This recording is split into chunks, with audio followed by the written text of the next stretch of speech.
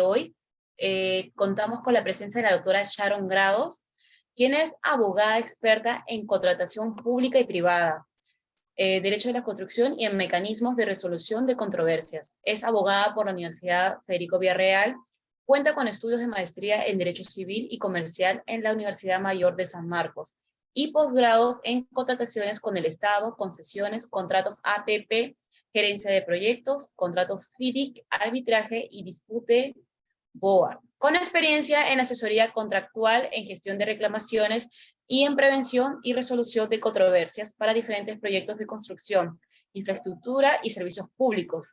Contract and Dispute Lawyer en el PM, Project Management Consulting, del megaproyecto de la modernización de la refinería de Talara, en el consorcio de actividad de Chinchero del Aeropuerto Internacional del mismo. Es miembro de la Sociedad de Derecho de Construcción del UCA y de la Sociedad Peruana en Derecho de la Construcción. El tema del día de hoy es Fundamentos del Derecho de la Construcción. Estimada doctora, les cedemos el uso de la palabra. Buenas noches con todos. Mi nombre es Sharon Grados. Es un gusto estar aquí con todos ustedes y en esta oportunidad me ha tocado desarrollar sobre el tema de fundamentos de derecho de la construcción. Entonces, ese es un tema, ¿no?, que da soporte y que sirve como base para que se puedan desarrollar los otros temas que ahora ya han estado viendo. Y en esta ocasión voy a hacer como un marco general de lo que tenemos que tener presente al momento de introducirnos al derecho de la construcción. Entonces, voy a tratar de abordar figuras generales, pero también figuras que son importantes para la comprensión de esta rama del derecho.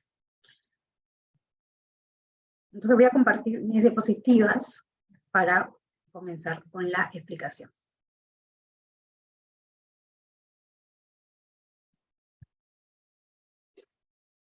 Entonces, en pro del tiempo, vamos a ver primero qué es el contrato de construcción. Vamos a detenernos un poquito en el alcance y el plazo.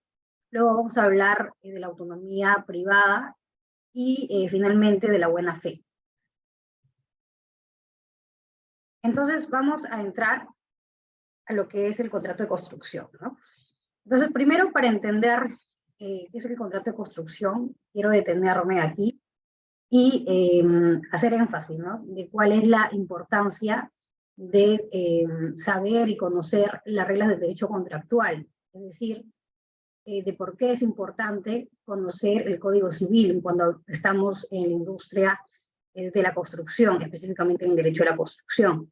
Y es que el contrato de construcción es un tipo de contrato, y por tanto, la lógica contractual, la lógica de los contratos de la industria de la construcción va a ser la lógica que se regula en el derecho contractual. Está regulado en el Código Civil. Las reglas, los principios y conceptos van a ser los regulados y los aplicables a los contratos del Código Civil.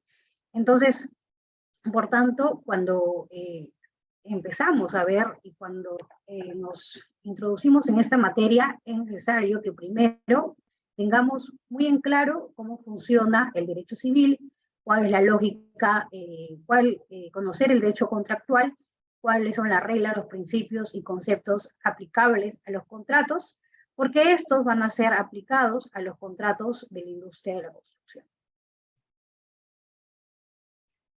Ya. Ahora bien, tenemos que diferenciar que en el Código Civil existen dos tipos de normas, ¿no? Unas normas que son imperativas y otras normas que son supletorias. Entonces, cuando nosotros vamos a negociar, cuando nosotros vamos a acordar nuestros contratos, nosotros podemos acordar con base al pacta sunt servanda, es decir, que somos libres para primero contratar, para decidir contratar y luego para negociar cuál va a ser el contenido de nuestro contrato, ¿no? Que eso hablamos de las dos manifestaciones de la autonomía privada, ¿ya? Pero cuando estamos ya diseñando nuestro contrato, nos vemos, ¿no?, vemos que en el Código Civil existen dos tipos de normas. Las normas supletorias, que van a, como su mismo nombre lo señala, van a suplir, ¿no?, aquellas reglas que no están expresamente establecidas en el contrato, y las normas imperativas, que son aquellas normas que sí o sí las partes no pueden pactar en contra de ellas. Entonces, si es que las partes, en el supuesto que las partes pacten en contra de estas normas, igual ese pacto no se va a considerar válido. Entonces, esos son los dos tipos de normas que encontramos en el Código Civil.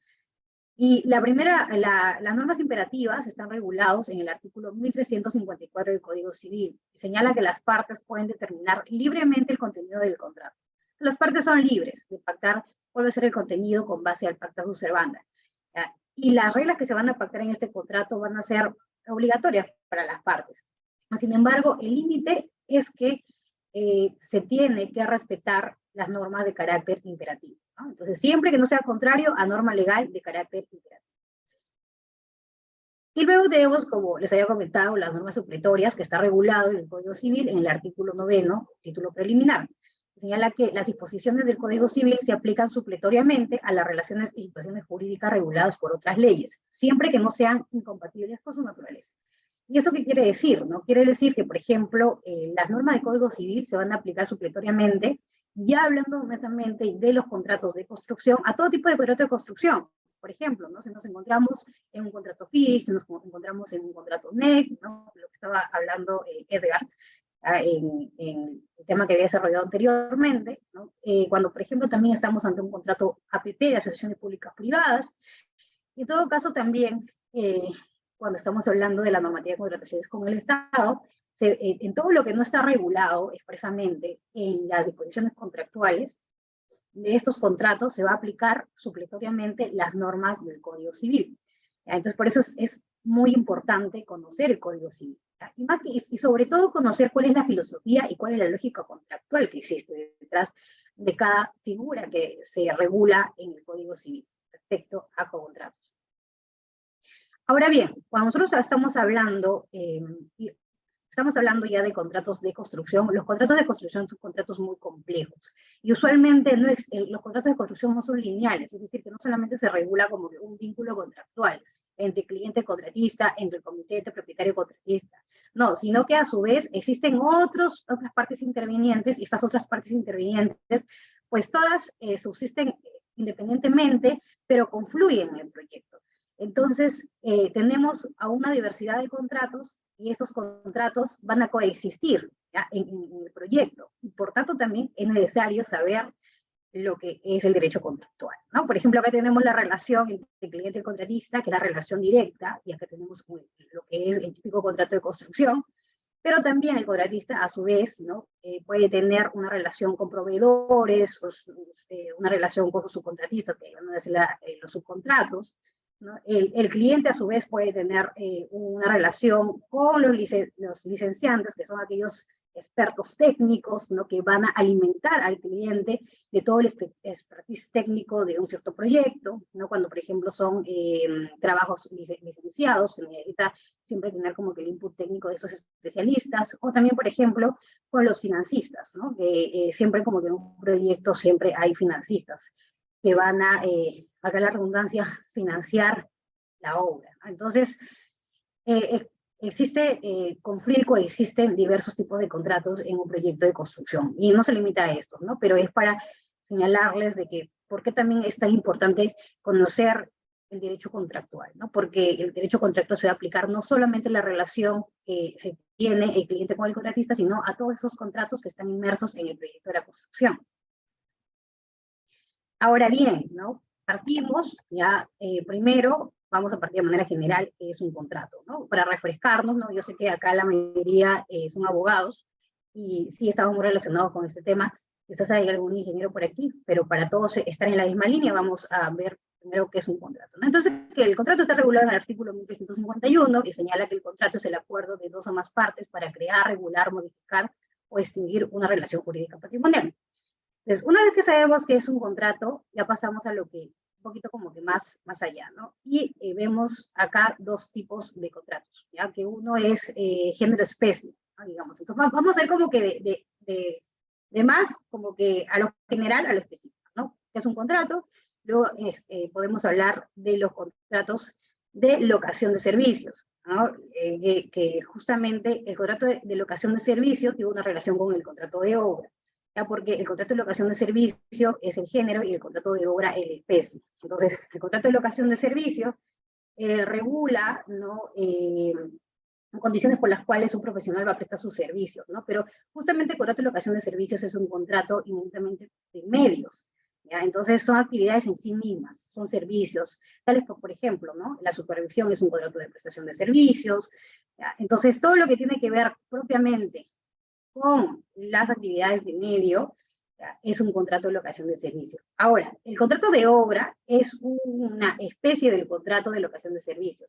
¿Y por qué? Porque si bien es cierto en el contrato de obra ya existe un resultado que va a ser la construcción de la obra, también hay prestaciones de medios, ¿no? Entonces estas prestaciones de medios, si bien es cierto, es importante, pero lo fundamental es el resultado, ¿ya? Entonces el contrato de obra es una especie del contrato de locación de servicio. ¿Y por qué es importante conocer esta relación género y especie?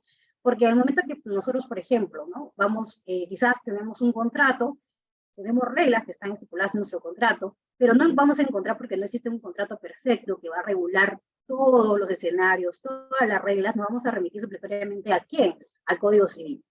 En todo caso, por ejemplo, porque sabemos que el Código Civil también en la sección de obra no es tan extenso y tan desarrollado, vamos a remitirnos al contrato de locación de servicio, ¿no? Un ejemplo, ¿no?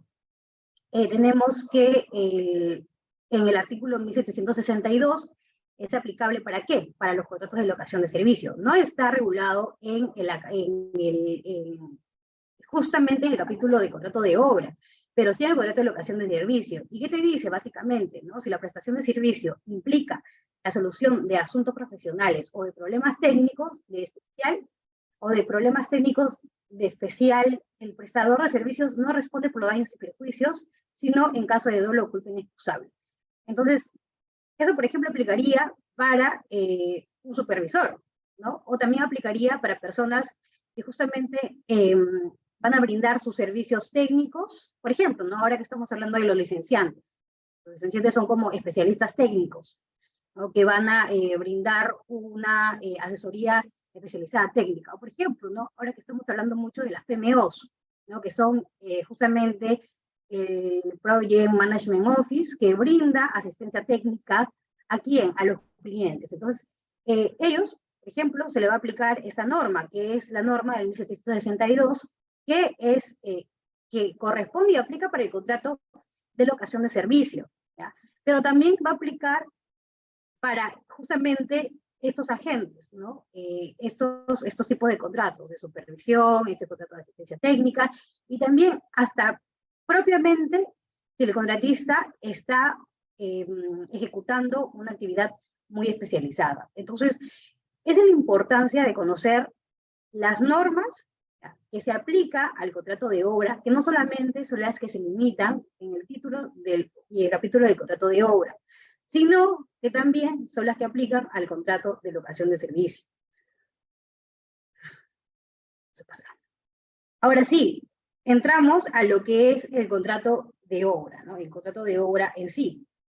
El contrato de obra está regulado en el 1771 del Código Civil y señala, ¿no? Que por el contrato de obra el contratista se obliga a hacer una obra determinada y el comitente a pagarle una retribución. Entonces, como hemos dicho, el contrato de obra tiene regulado, sí, es inminente la obligación de resultado, ¿no? Una regulación de obligación de resultado. Sin embargo, también, como hemos dicho, esto no exime de que exista obligaciones de medios. Entonces, el contrato de obra, si es cierto, es un contrato de obligación de resultados, también para ello se requiere obligaciones de medios. Es como que es un mixto, ¿cierto? Que regula obligaciones de medios, obligaciones de resultado.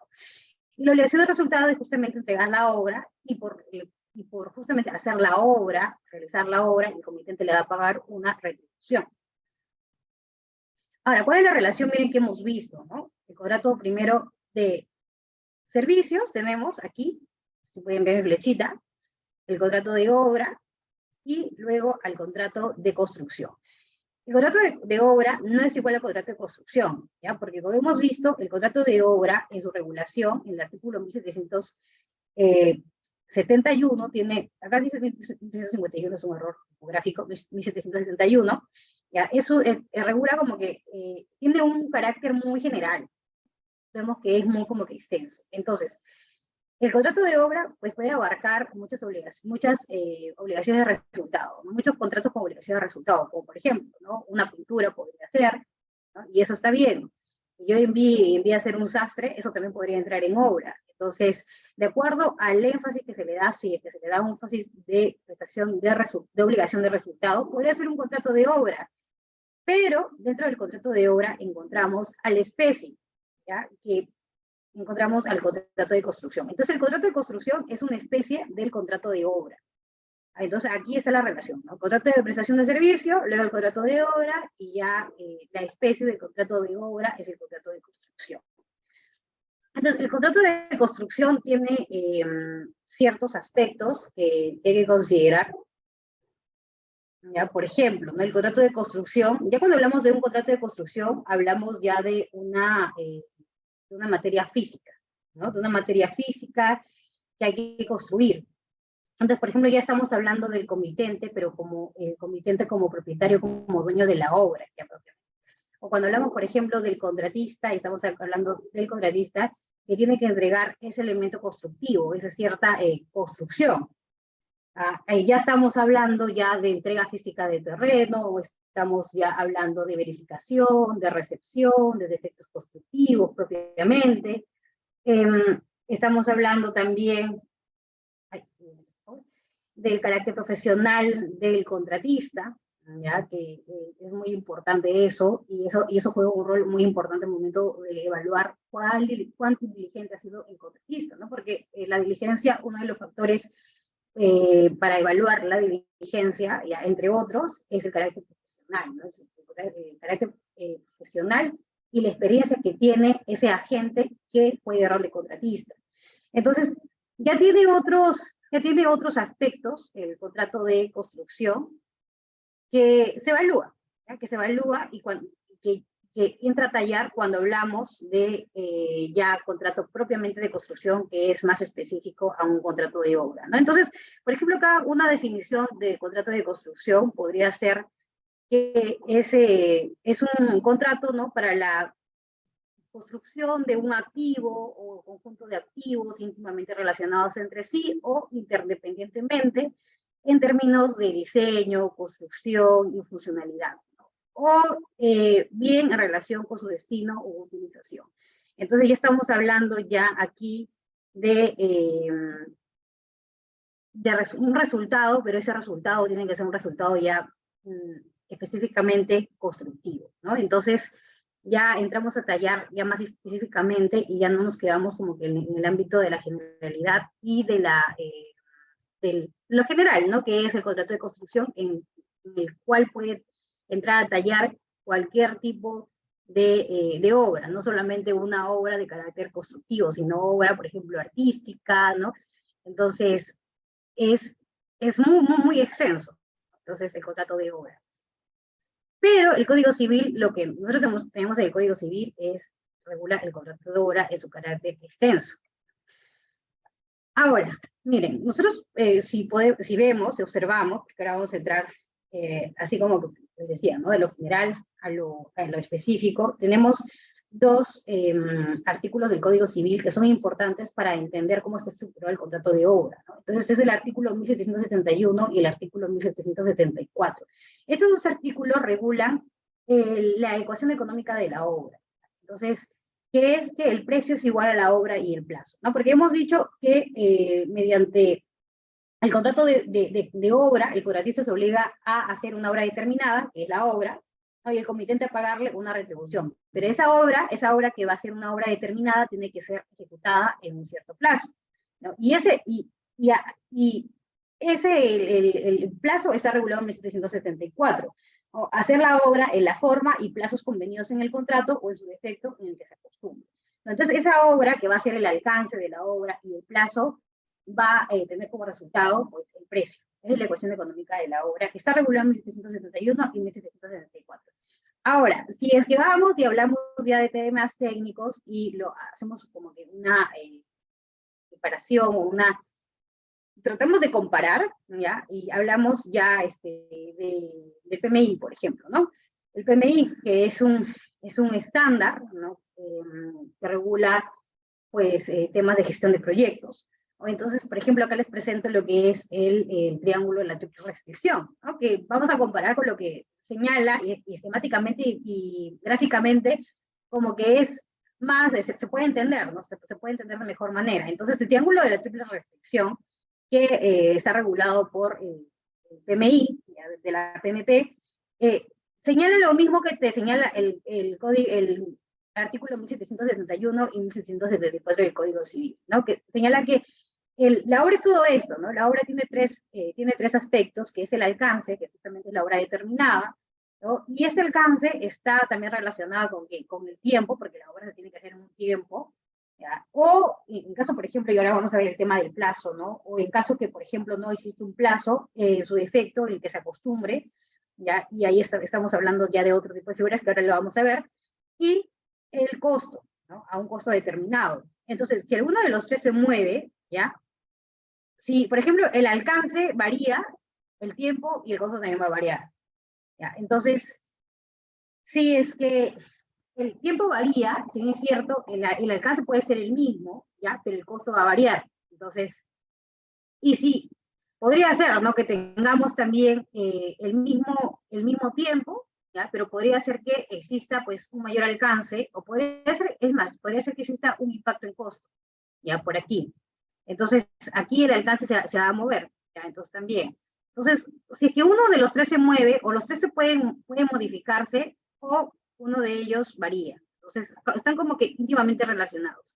¿Ya? Y ahora la calidad está en el medio, porque la calidad, pues, es justamente que el alcance se cumpla, recuerdo a los requerimientos técnicos, ¿no? A los requerimientos que son los aplicables al contrato, ¿no? Entonces, si es que ese alcance no se cumple de acuerdo a los requerimientos, que vamos a obtener una obra defectuosa. ¿Ya? Entonces, siempre, cada vez que se mueva, cada uno de esos, primero la calidad está al medio porque la calidad se debe salvaguardar. ¿Ya? Pero también si uno de los tres se mueve, también la calidad va, y si es que, si es que se mueven, y por ejemplo, uno se mueve y el otro no se mueve, se queda estático, la calidad también se va a afectar. Entonces, por eso la calidad está en el medio. Ahora, en el PMI, me corregirán, ¿no? Se ha sacado el tema de la calidad, ¿no? En estas nuevas versiones de la PMI, ¿no? Pero es que ese es lo que se entiende, ¿no? Por el triángulo de la triple restricción, ¿ya? Entonces, y lo traje a colación porque considero que ese triángulo, si bien es cierto, es una figura que se regula en la gestión de proyectos, pues creo que gráficamente pues refleja esquemáticamente lo que regula el artículo 1771 y 1774 del Código Civil, que regula, como ya les he comentado, la ecuación económica de la obra. Ahora, los contratos de construcción tienen una fase precontractual, una fase contractual y una fase postcontractual. La fase precontractual, ahora vamos a ver acá. La fase precontractual, ¿ya? Es la fase de negociación, ¿no? Y la fase de diseño, pero no la de diseño, no estoy hablando de diseño del diseño, no sé, estoy hablando del diseño del propio contrato, ¿ya? Entonces, es la parte donde se prepara. Primero, se determinan los objetivos del cliente, se selecciona el contratista y se negocia con él los términos contractuales. Ya estamos hablando propiamente del contrato, ¿ya? Entonces, la fase contractual ya inicia el comienzo de las obras. Ahora, cuando hablamos de contrato de construcción, hay diferentes tipos de contratos de construcción. Ya no solamente es, ahora lo vamos a ver también, no solamente hablamos de un contrato de construcción que solamente implica trabajos constructivos o la etapa constructiva, ¿no? Sino también implica, hay otros contratos de construcción, por ejemplo, los EPC, que son los más conocidos, que traen consigo también etapas de diseño, ¿no? Y el EPC, por ejemplo, también puede traer, traer una obligación del TARGI, que es el llave en mano. Entonces ahí estamos hablando ya no solamente de trabajos propiamente constructivos, sino de todo un periodo de arranque. ¿Para qué? Para que pueda entrar en operación comercial de la planta, ¿ya? Pero todo eso va en la etapa contractual, ¿ya? Entonces, la etapa contractual comienza justamente cuando inician los trabajos, de acuerdo al periodo de delivery system que sea ya escogido, pero vamos a ver un poco más adelante, ¿ya? Y termina ya con la recepción. Entonces, la recepción va a depender también de qué alcance se tenga, de qué tipo de contrato. Entonces, y luego la fase postcontractual, que comprende el cierre del contrato, su liquidación y seguimiento de pólizas o garantías de calidad dentro de los plazos y términos que señala el contrato.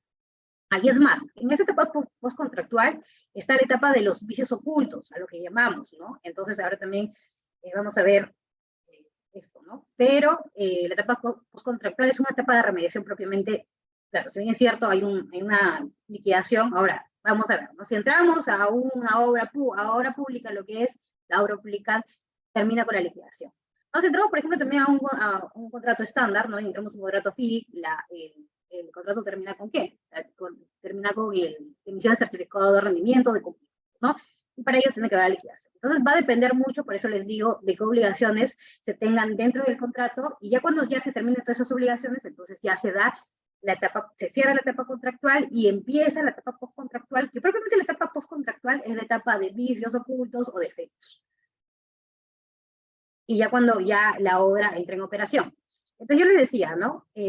Para no confundirnos, porque cuando hablamos, por ejemplo, de la etapa precontractual, ya no estamos hablando de ingenierías, cuando es la ingeniería, no. La etapa precontractual es cuando se está recién viendo los fines, se está seleccionando los objetivos, se está negociando los términos contractuales. Y la etapa contractual ya va a depender de acuerdo a qué alcance, ¿no? A qué tipo de contrato hemos querido nosotros contratar. Entonces, para ello tenemos, y este es un concepto muy como que sonado en la industria de la construcción, de la ingeniería de construcción, son los Project Delivery Systems, ¿no? Que va a depender de ellos, es el sistema de ejecución del proyecto, que define quién es el responsable de cada una de las diversas fases del proyecto. Primero, el Project Delivery System, con el Project Delivery System vamos a determinar cuál va a ser el alcance, ¿ya? Porque va a depender, como les digo, vamos a tener diferentes contratos, y estos contratos van a reflejar diferentes alcances, ¿no? Primero, cuál es el alcance de nuestro proyecto y quién es el responsable de ejecutar cada una de las diversas fases del proyecto que hemos escogido.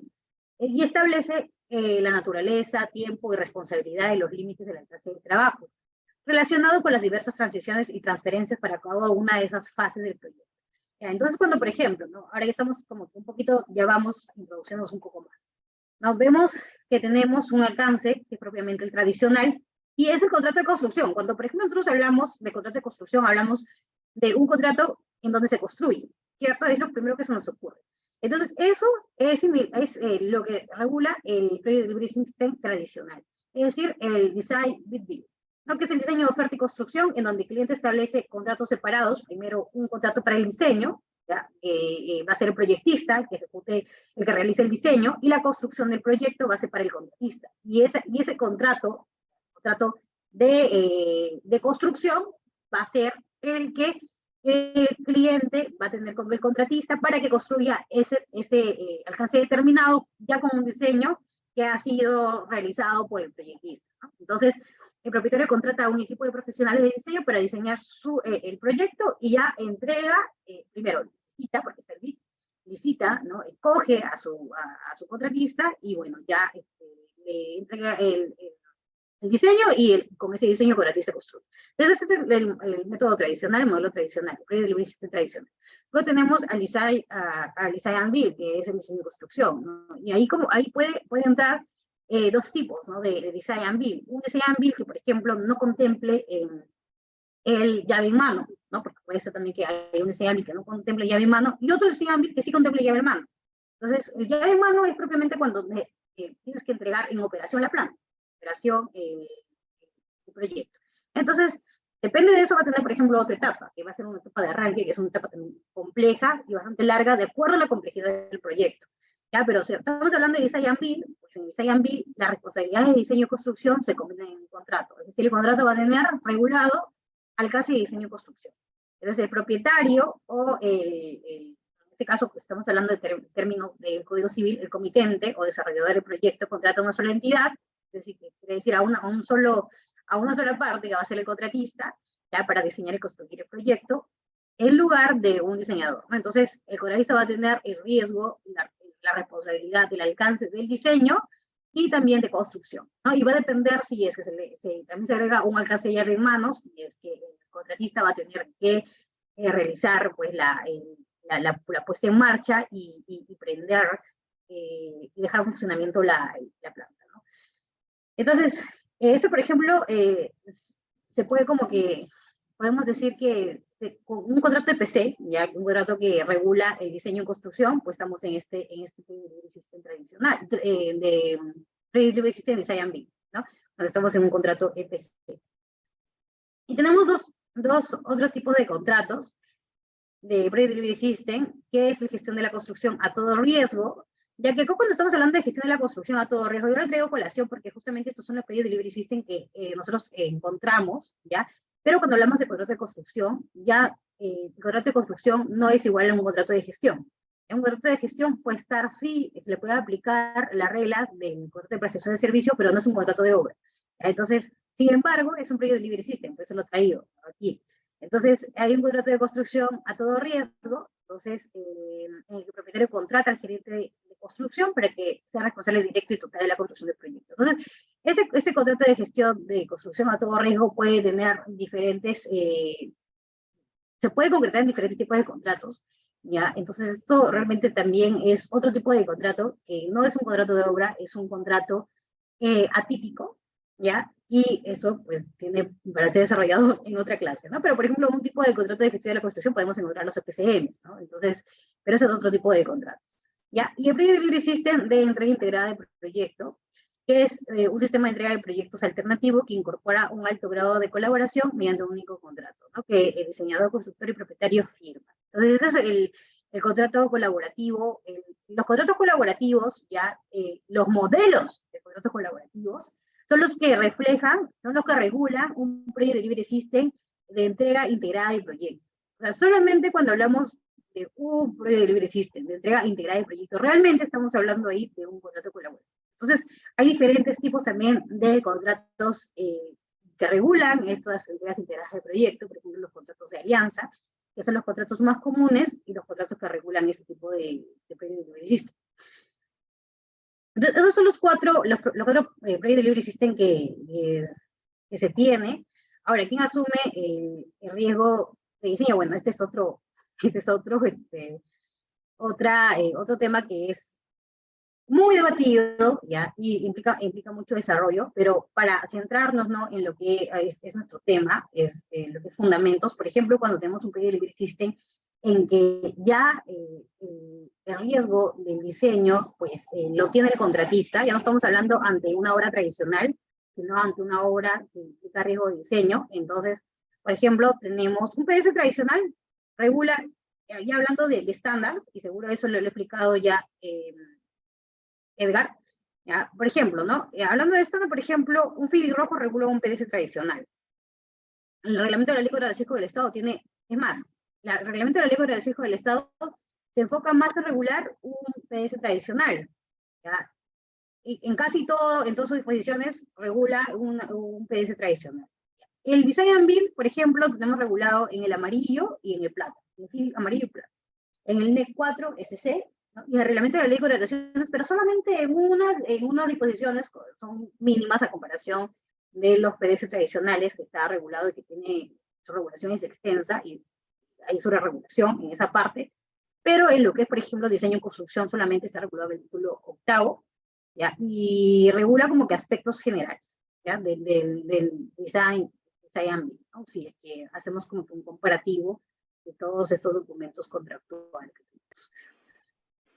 Ahora bien, ¿no? Hemos dicho que el contrato de obra, ¿ya?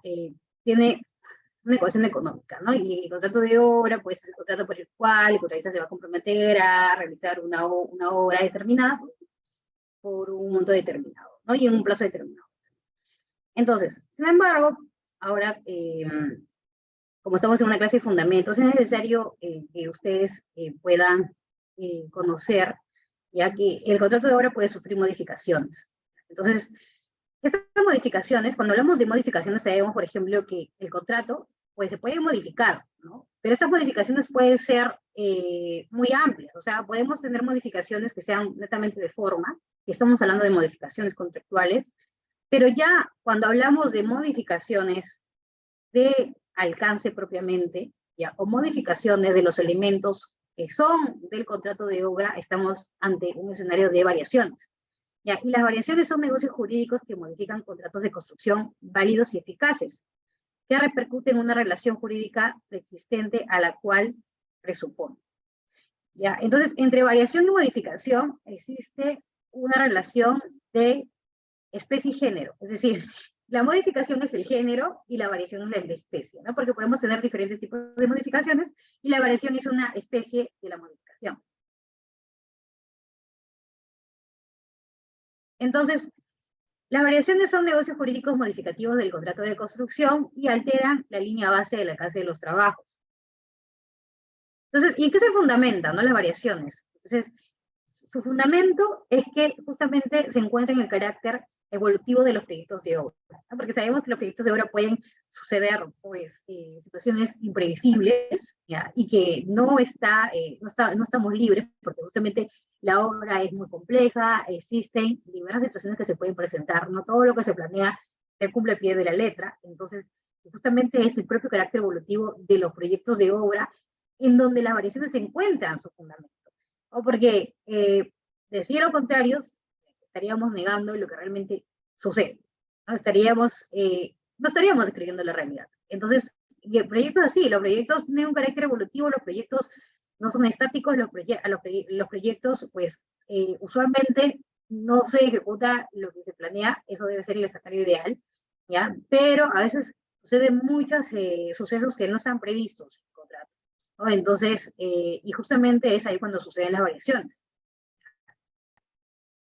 Y, por ejemplo, las variaciones pueden ser a propuesta del cliente, del comitente propietario, pero también del contratista. Entonces, los cambios inciden en el objeto del contrato de obra, alcance y resultados programados de las actividades del contratista, en el costo de la obra también puede incidir, en el cronograma de ejecución de la obra. Ahora voy a pasar los ejemplos porque ya tenemos muy poco tiempo y hay mucho que hablar. Entonces, ¿cuáles son los factores, no? ¿Cuáles son los factores de determinación de la proliferación de cambios en los proyectos de construcción o los proyectos constructivos, ¿no? Limitaciones técnicas intrínsecas de la industria constructiva, que hemos dicho, que se encuentran en el propio origen, ¿no? del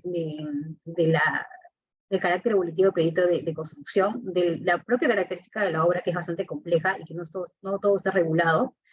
La constatación de que el diseño, la coordinación y la comunicación entre los interesados del proyecto no resulten perfectas, porque de ahí también puede surgir que surtan impactos. El advenimiento de nuevas inesperadas necesidades del cliente durante el proceso constructivo, incluyendo la fase de diseño, ¿no? Porque sabemos que una de las causas las cuales genera variaciones, una de las causas más usuales es justamente el diseño, ¿no? Porque cuando un diseño no está bien hecho, cuando tenemos un diseño que es defectuoso, que presenta ineficiencias, que presenta errores, entonces usualmente ese diseño ese proyecto va a presentar variaciones, y va a presentar muchas variaciones en la ejecución contractual. ¿Por qué? Porque ese diseño, primero, está mal hecho, que está incompleto, ¿no? Va a tener que ser subsanado de alguna manera, y esa subsanación se da a través de las variaciones, porque es necesario que exista quizás obra que no fue contemplada, alcance que no fue contemplado, ¿ya? Y eso se va a concretizar en la variación. Entonces, esa es una de las causas más usuales de las variaciones. Los cambios en las condiciones de mercado y los desarrollos tecnológicos sobrevinientes, también dificultades ligadas a la entrega área del sitio y de sus accesos y las restricciones en el tiempo de trabajo. Existen muchas causas de la variación, ¿ya? Pero una de las causas, como le digo, las más usuales, es que tengamos un diseño defectuoso, un diseño ineficiente, un diseño completo. Esas son las causas que van a generar mayores variaciones en la ejecución del proyecto. Bueno, acá encontramos más causas, vamos a pasar.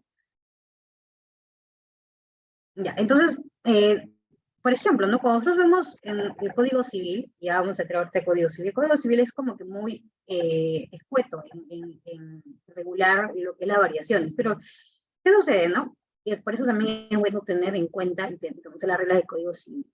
Todo lo que no esté regulado, se va a aplicar ¿qué cosa? Se va a aplicar las buenas costumbres, ¿ya? Entonces, los usos y costumbres, ¿ya? Entonces, los usos y costumbres, cuando el Código Civil acepta que se usen los usos y costumbres, estábamos aceptando de que, por ejemplo, el derecho a la construcción es un derecho que realmente está muy desarrollado y encontramos mucho desarrollo en lo que son los estándares internacionales de construcción.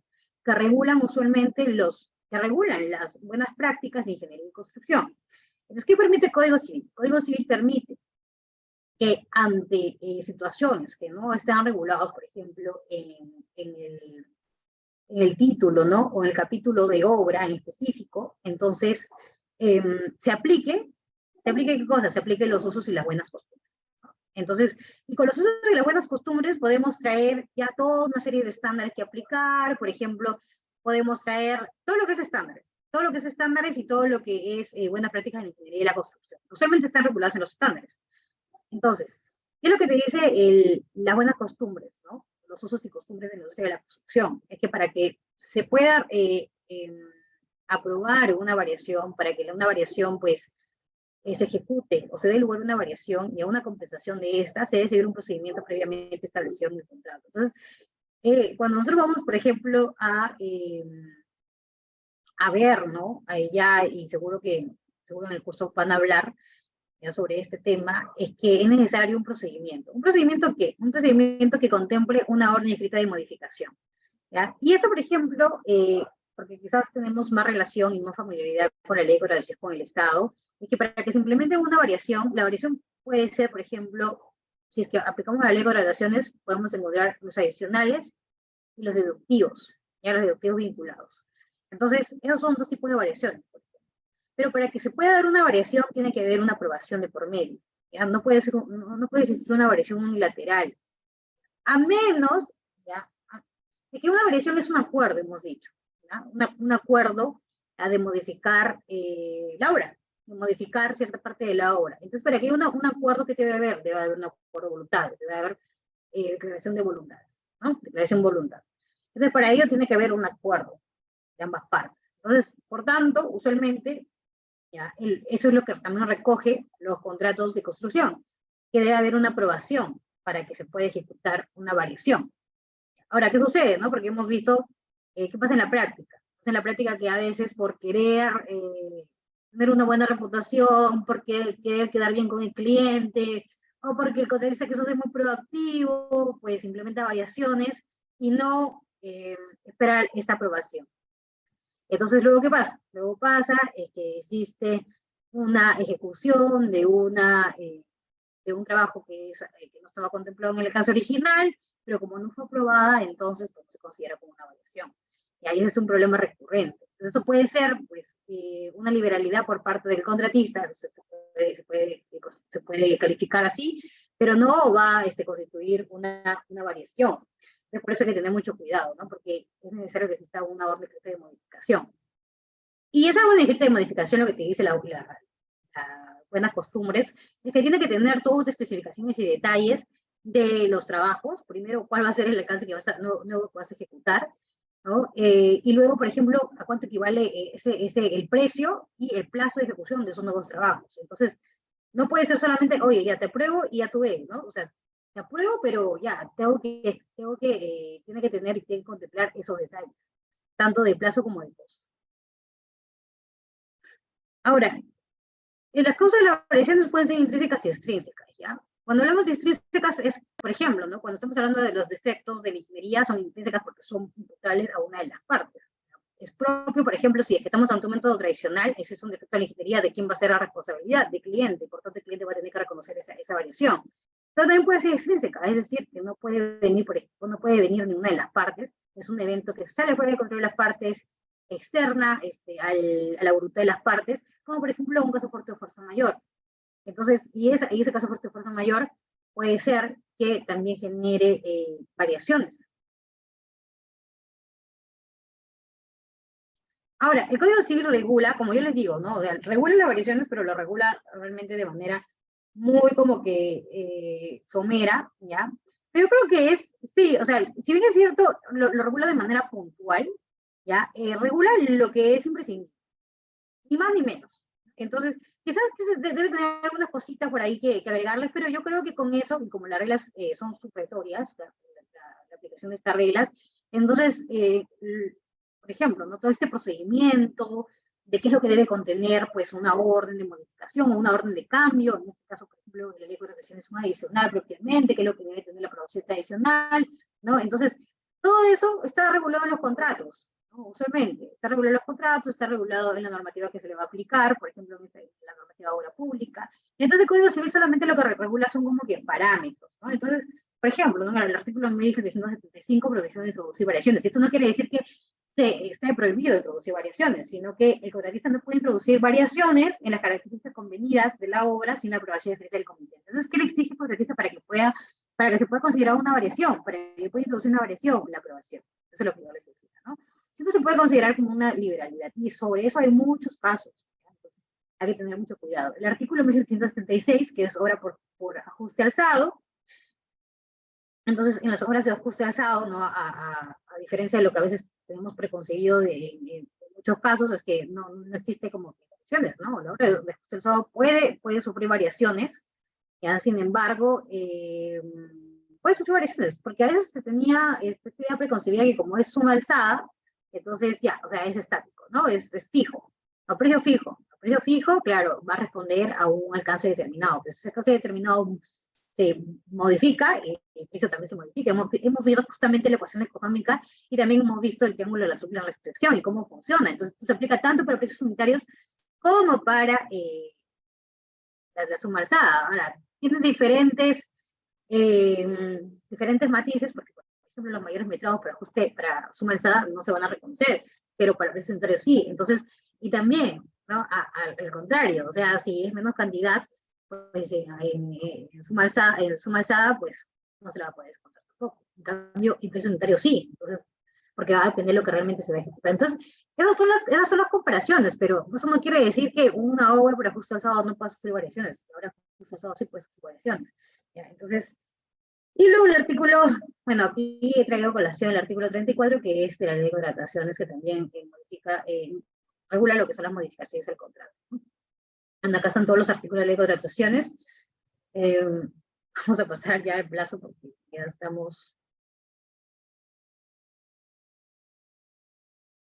¿Podría no haber acuerdo escrito? Ay, no, ¿verdad?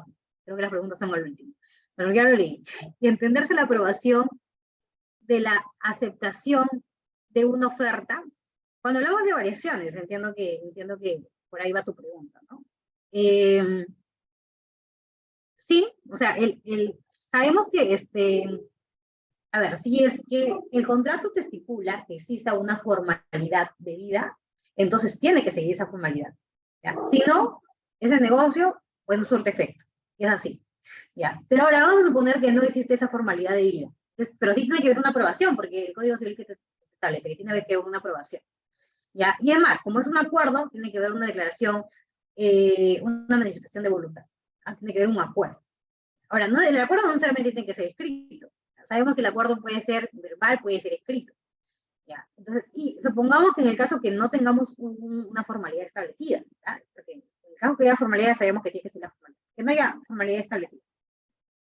Entonces, y se podría entender la aprobación de la oferta, cuando vamos a tener que ir a evaluar cuáles han sido los actos de las partes, lo que hayan llevado a entender que ha habido esa aprobación. Y ahí va a entrar muchos factores a analizar. Por ejemplo, cuál ha sido la confianza legítima que ha habido, cuál ha sido quizás esos actos que pueden ser considerados como actos propios, que han generado esa confianza legítima y que constituyen ya o han generado que, si bien es cierto, no exista un acuerdo, no existe una aprobación escrita, pero sí que exista una aprobación ya que se va a desprender de esos actos de las partes, ¿no? Entonces, va a depender mucho, pero como, si es que el contrato ya tiene formalidad establecida, se tiene que seguir esa formalidad, porque recordemos que si no se sigue la formalidad, entonces ese acto es ineficaz.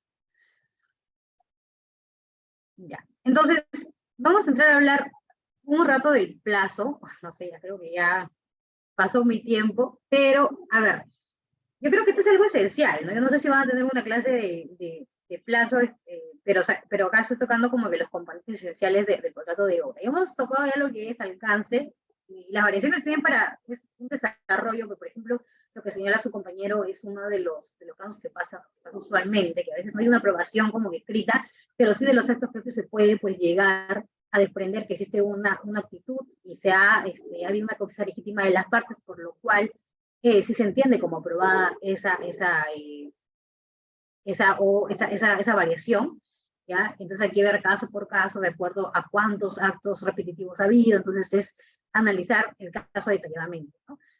Y el plazo, que es también importante, ¿no? Entonces, ¿el plazo qué es? El plazo de cumplimiento contractual. ¿Ya? Cuando nosotros, por ejemplo, estamos ante un contrato, tenemos regulado un plazo de cumplimiento contractual. ¿Ya? Y ese plazo de cumplimiento contractual, pues nos marca los días. ¿Sí? Puede ser una obra determinada por 100 días, una obra por 4 años, una obra por 3 años, pero ese plazo de cumplimiento contractual. El tiempo dentro del cual la prestación debe ser ejecutada teniendo en cuenta su término final. Ahora bien, o sea, no necesariamente tiene que ser contemplada su término final, porque también pueden ver plazo que tenga como que términos intermedios, ¿ya? Entonces, claro, es el tiempo dentro del cual la prestación debe ser ejecutada, teniendo en cuenta, puede ser el término final o también puede ser también los términos intermedios que se han pactado, ¿no? Porque hay contratos en los que les encontramos hitos intermedios, solamente un término final.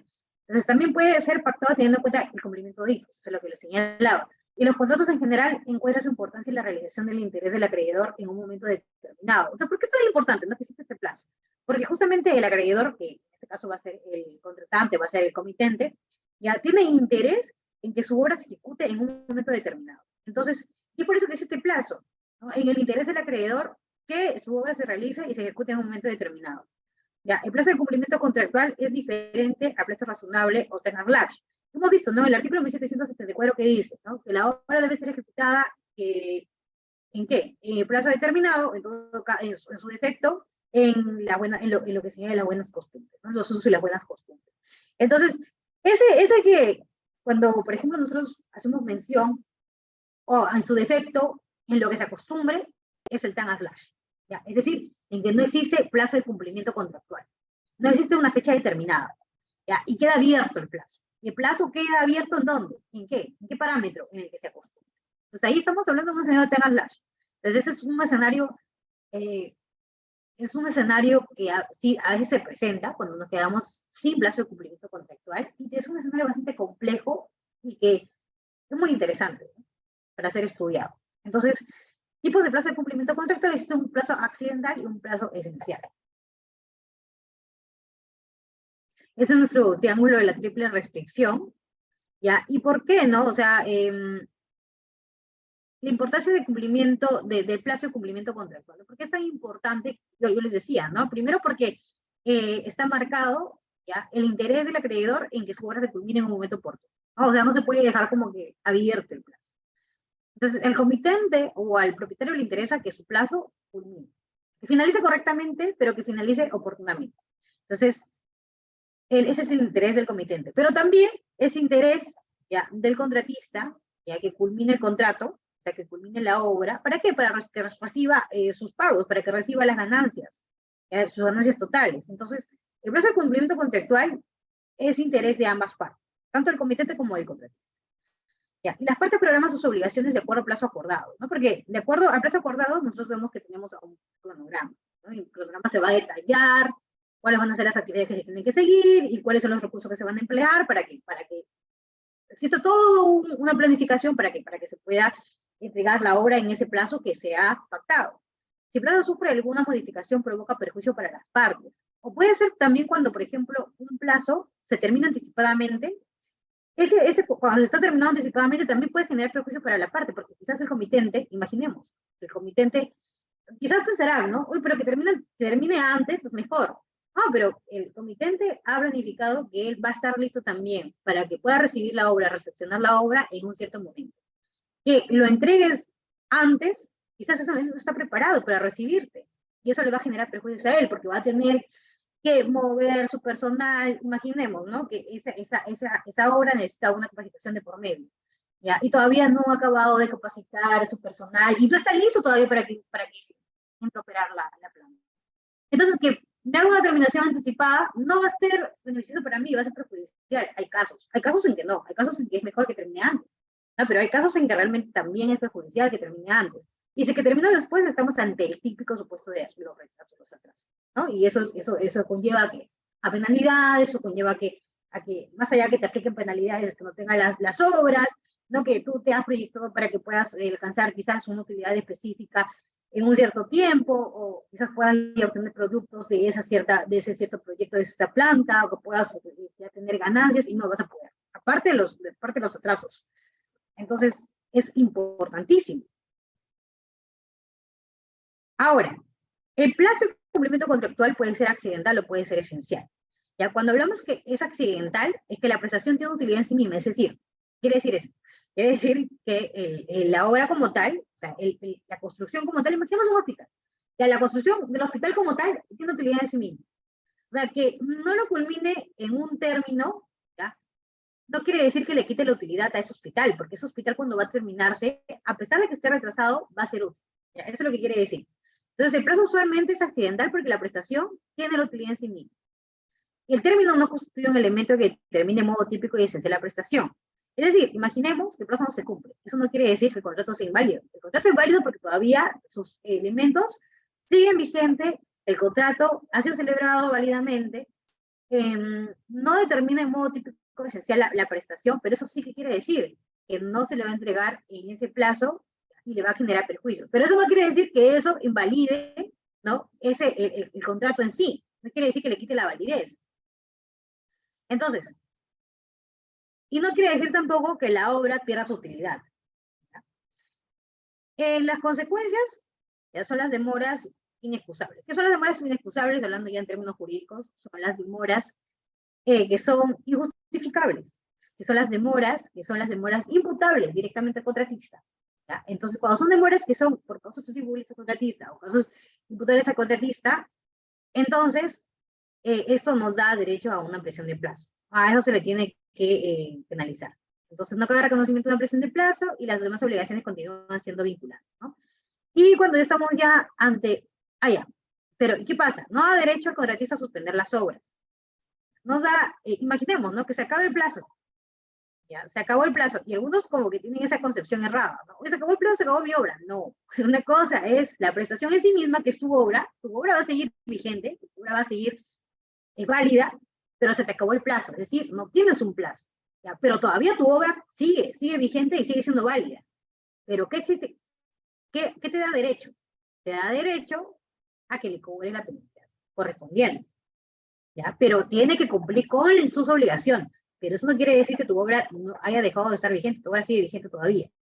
¿Ya? Entonces, pero tampoco da derecho a resolver el contrato de pleno derecho. Tú quieres que porque no ha cumplido con el plazo, para ti es muy importante que puedes resolver el contrato, pero para eso tienes que tener de acuerdo, ¿no? De acuerdo a qué tipo de resolución tienes en tu contrato, ¿no? Si tienes una resolución por incumplimiento, netamente por incumplimiento, vas a tener que seguir una resolución por requerimiento.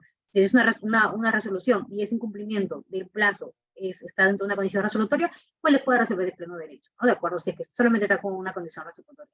Pero ¿qué pasa con el plazo esencial? El plazo esencial no se presume, o sea, si es que no está regulado el plazo, es un plazo accidental. Ahora, si el contrato te establece que es un plazo esencial, es decir, que el plazo tiene carácter esencial, entonces ese plazo sí está relacionado a la utilidad de la prestación. ¿Eso qué quiere decir? Que si es que no se cumple ese plazo, tu prestación ya no sería útil. Es decir, si es que no se cumple ese plazo, la obra ya no sería útil. Ese es el plazo esencial. ¿Ya? Entonces, el tiempo forma parte de la configuración de la prestación, a comparación del plazo accidental. ¿Ya? Para hacer una aclaración, el plazo accidental es el que tenemos regulado en casi la mayoría de los contratos, a menos de que se diga específicamente que está regulado un plazo esencial. ¿Ya? Entonces, ¿qué pasa cuando existen demoras inexcusables, demoras injustificables, demoras que son imputables al contratista, que no tienen justificación? Entonces, cuando está regulado un plazo esencial, sí, el remedio es la resolución. Como la prestación pierde esa utilidad en sí misma, entonces esa prestación pues ya tampoco es útil para el acreedor y por tanto tiene derecho a resolver. Entonces ya, como le digo, ¿no? Ya la prestación se vuelve inútil y se lesiona el interés de la prestación.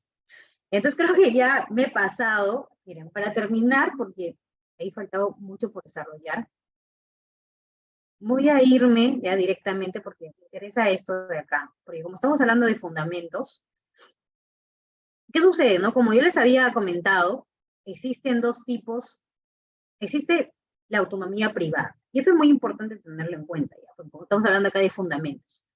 La autonomía privada ya, está constituida por la libertad de contratar y la libertad de contratación. A ver, un momento, por favor.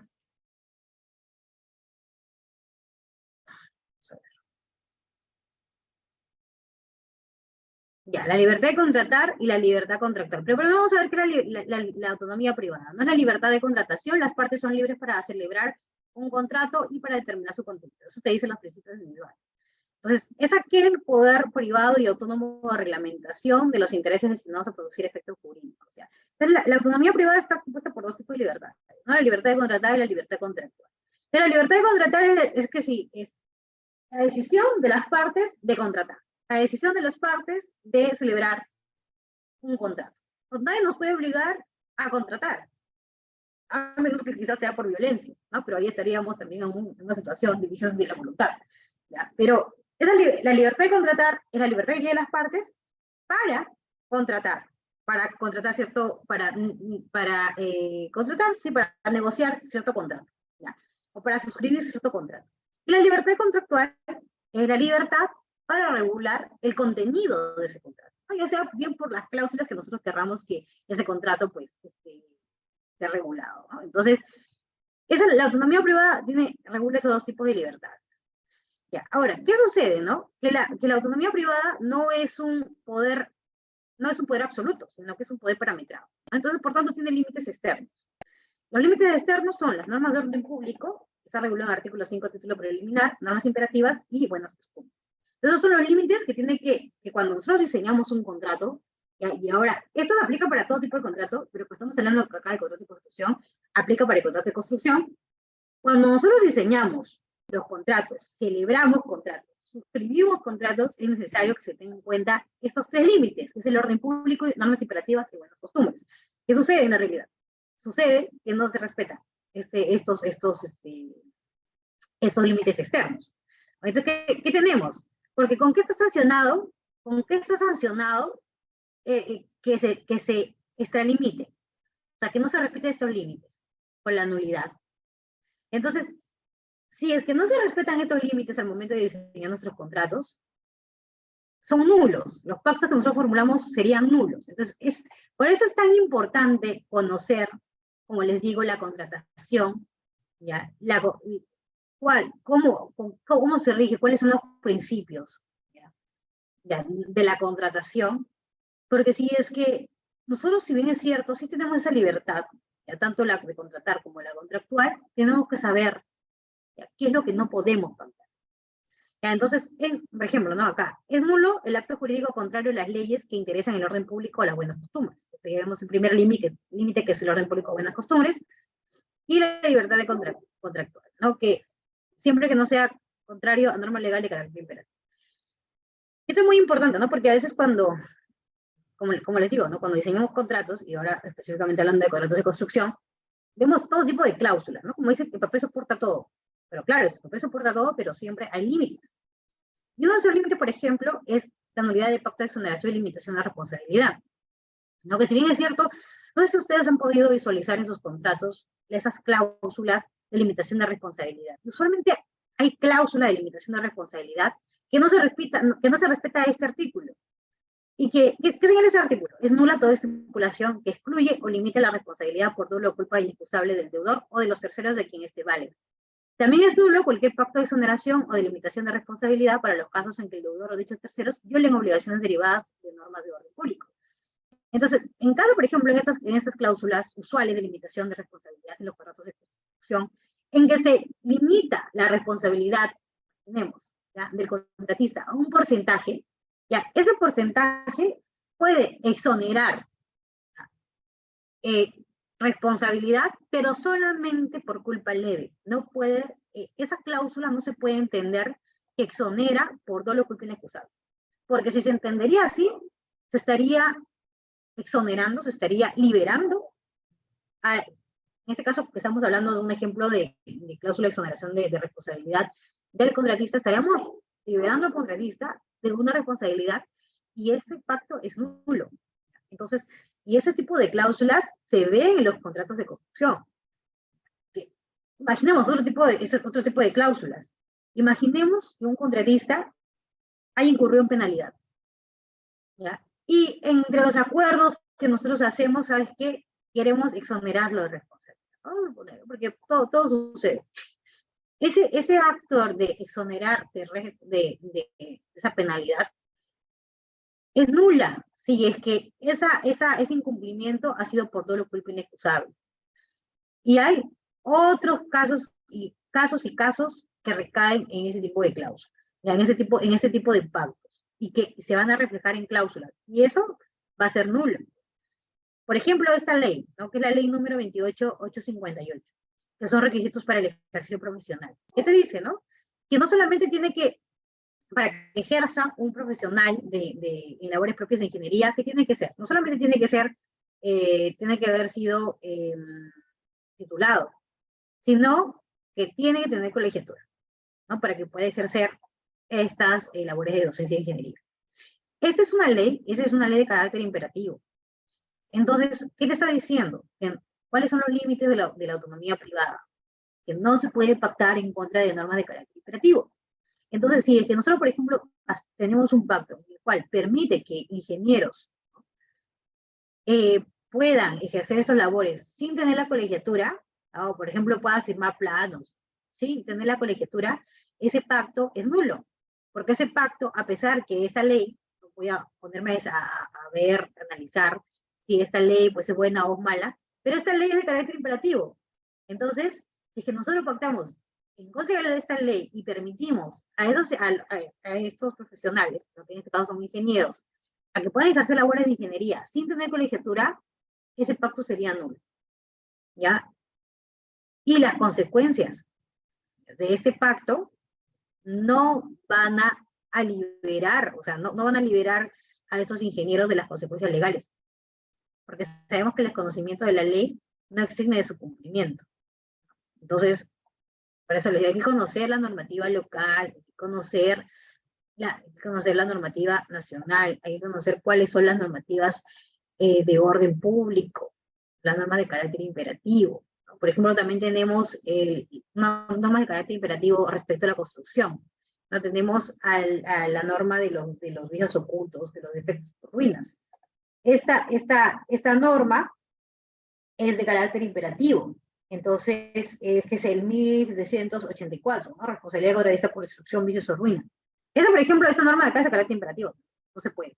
Otra norma de carácter imperativo es la norma de gestión de velocidad. No se puede renunciar a reuniones de gestión de velocidad. Si es que en nuestro contrato encontramos que se está renunciando, ese pacto es nulo también. La otra normativa es el 1784, que señala esto de los 5 años de ocultos. Si se renuncia a eso, pues ese pacto va a ser nulo. Entonces, es necesario, por eso les digo, que cuando nosotros nos estemos inmersos en el derecho a la construcción, conozcamos bien todo esto, ¿ya?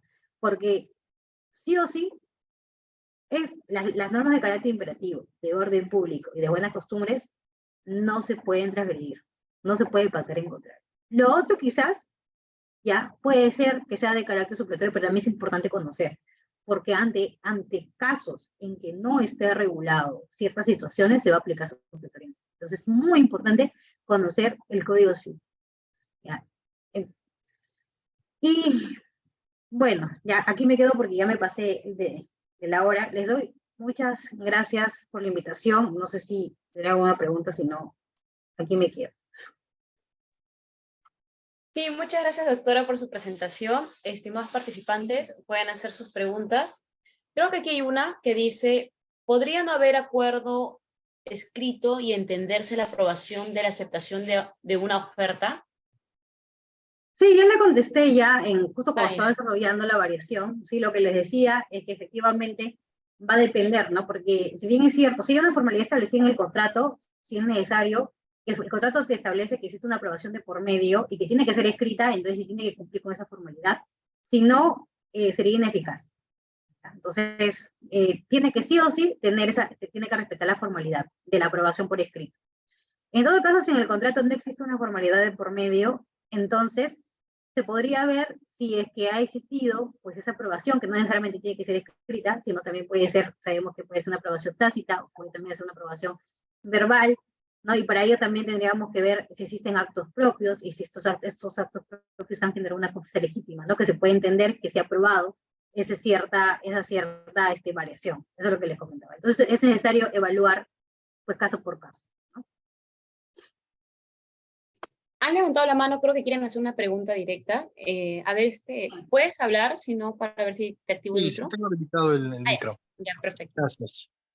Profesora Sharon, ¿qué tal? Buenas noches. Quería hacerte una pregunta. En los casos en los cuales en los contratos se ha establecido que justamente las modificaciones tienen que hacerse por escrito, el comitente podría aducir que todos aquellos trabajos que se han hecho y no tienen de por medio la adenda contractual respectiva, ¿sería una corrupción al alcance? ¿Corrupción? Ajá, o sea, alejamiento de los términos del alcance. El comitente. Ajá. Yo creo, claro, lo que sucede es que, a ver, eso puede constituirse como una liberalidad, ¿ya? También puede constituirse como, imaginemos, ¿no? Puede constituirse como mejoras. Pero sí, efectivamente, si es que no ha habido aprobación de por medio y tiene una formalidad establecida, sí, el cliente puede aducir que no se ha respetado el alcance, ¿no? Que se ha suscrito en su momento. Y por tanto, podría hasta pedir, ¿ya? Pero es que vamos a ver, por eso te digo, va a depender si es alejamiento del alcance, porque realmente sí ha habido un alejamiento del alcance, no ha seguido el alcance establecido, puede ser mejoras, o podría también aducir hasta que le genera perjuicios, podría aducirlo. Entonces, tendríamos que ver qué tipo de alejamiento, ¿no? Porque si es que es una mejora, es una liberalidad, constituye una liberalidad, ¿ya? Que si bien es cierto no va a ser cobrada, ¿ya? Pero tampoco le genera perjuicio. Pero, por ejemplo, en caso de que le genere perjuicio, el cliente o el comitente, disculpe, si te podría señalar que hasta te restituyas al estado normal de tu alcance, ¿no? Sí podría aducir eso, es un alejamiento del alcance. Así es. Gracias. Sí, doctora, esas han sido todas las preguntas por parte del público. Creo que hay una manito alzada. ¿Sí? A ver, ¿puedes activar tu micro, por favor? Sí, sí puedo. Muchas gracias. Buenas noches, profesora Sharon. Una consulta. Quizá pueda sonar algo obvio, pero muchas veces al momento de la disputa, muchas partes pueden señalar que pues, un alejamiento a lo ya establecido entre las partes es una mejora, por el otro lado, la otra parte puede decir que es un perjuicio. ¿Cómo se puede establecer o demostrar que es una mejora o un perjuicio pues, alejamiento que pudo haber tenido el contratista al momento de ejecutar la obra? Sí, ¿qué constituye una mejora, no? La mejora tiene que ser respecto a los fines, ¿ya? A los fines del proyecto y a los niveles de desempeño y de rendimiento que también se regulan. Así, por ejemplo, imaginemos, ¿no? Que, a ver, no sé, que ya existe un aeropuerto ya, y el aeropuerto solamente como que te regula como que una sola pista, ¿ya? De aterrizaje, pero tú lo vas a hacer otra pista, y imaginemos es un caso extremo, ¿eh? Otra pista. Entonces, ¿eso que le va a permitir? Que él en la operación ya pueda, sus rendimientos van a ser mayores, ¿ya? Al que va a ser contemplado solamente una pista de aterrizaje. ¿Ya? Estamos en un caso extremo. Entonces, eso se considera una mejora, ¿ya?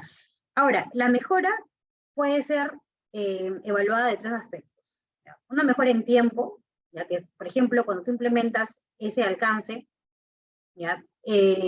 Imaginemos que si es que estaba como que en un tiempo contemplado, 100 días, imaginemos, ¿ya? Pero ese trabajo que vas a implementar, pues te va a cortar el tiempo. Eso es una mejora. Si es que en costos, eso va a ser lo mismo, te va a dar el mismo rendimiento, pero te va a costar menos. Entonces, eso también es una mejora. Que te va a costar, a ver, me refiero a que te va a costar menos, ¿no? Es que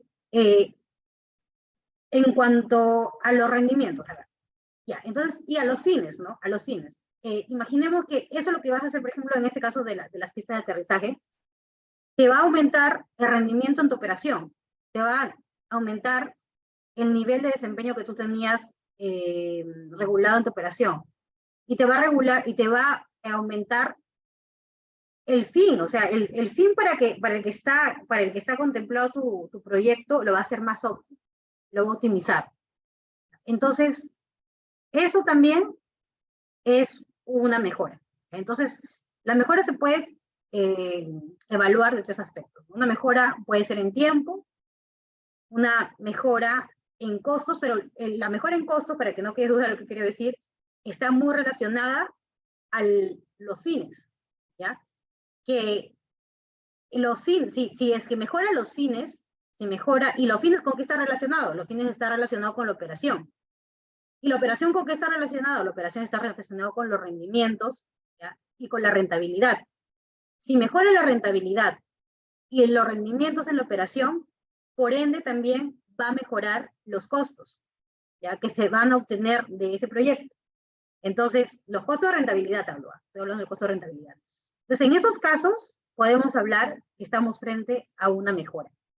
Y en esos casos, ningún cliente te va a poder decir que si a mí me va a aumentar mi rentabilidad, me va a aumentar mi rendimiento, o quizás me puede aumentar mi rendimiento porque he mejorado un estándar de calidad, porque pasa esas cosas, ¿no? Pasa que quizás tengo un estándar de calidad que ya está obsoleto y necesito aplicar otro estándar que ya está, es más nuevo, tecnológicamente hablando.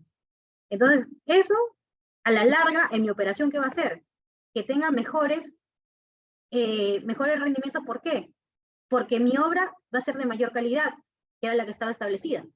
Entonces, frente a un experto, ¿ya? Cuando estamos en una controversia, si se prueba que justamente esa modificación que yo realicé a mí me generaba mayor rentabilidad, mayor rendimiento, en cuanto quizás a la modificación que he realizado de calidad, en cuanto a la modificación que he realizado, y que estos costos pues se eleven, entonces ahí estamos hablando netamente de mejora. Y no solamente queda ahí, ¿no? Porque quizás no me puede traer mayor rendimiento, pero sí me puedo optimizar mi plazo. ¿Ya? Entonces, en ese caso, también podríamos estar hablando de una mejora. Eso. Muchas gracias. Sí, doctora, ahora sí han sido todas las preguntas por parte del público. Muchas gracias por desarrollarlas. De parte de B-Lawyer, le agradecemos por su presencia el día de hoy y esperamos contar con usted en próximos eventos. Muchas gracias. Gracias a todos ustedes. Buenas noches. Hasta pronto, doctora. Hasta luego.